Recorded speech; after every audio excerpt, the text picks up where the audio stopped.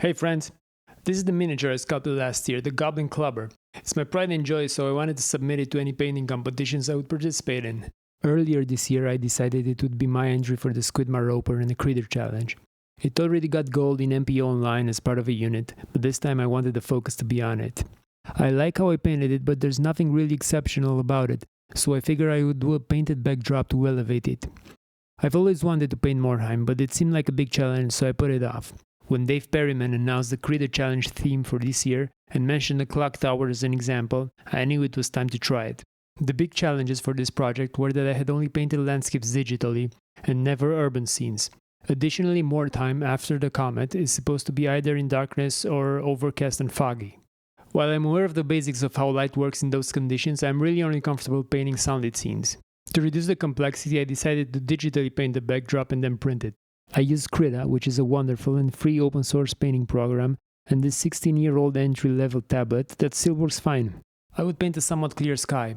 I imagine the whole 300 years that the ruins stood, there might have been a moment when the fogs cleared up, and that would be my painting. The only challenge left would be to paint an urban scene. Then I remembered how James Gurney would build models of complex scenes to use as reference, so I would do the same. I first built this base. It would be kind of a plinth, but also mask the model's real base and serve as a transition to the landscape. It's cardboard and milliput on the sides. I made the cobblestones with a texture roller on a sheet of DAS clay. It's fragile, but that's fine. The rest of the decoration is stones and a bit of wood. Then I set up a scene with some of my Mordheim terrain. Some buildings are unpainted, but that doesn't matter. They're all made after the original templates. I built just the first row of houses. I started taking pictures until I found something I liked. I knew the clock tower had to be much further back to be visible fully. Also, I had no model for it. I looked for pictures online and I found this clock tower in Germany.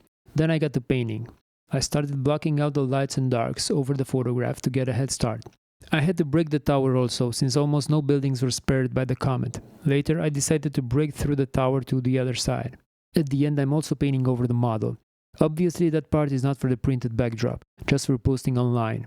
I'm trying to turn the light source on the model to the left to be more consistent with the background. I then printed multiple sizes and brightness levels and chose the one that fit best.